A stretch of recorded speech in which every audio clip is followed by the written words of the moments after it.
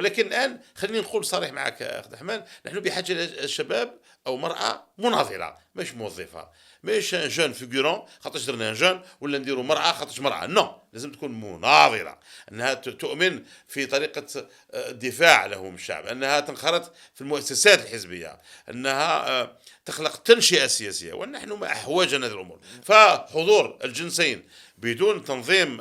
نضالي وتكويني يبقى خلينا نقول جسد بدون روح. نعم.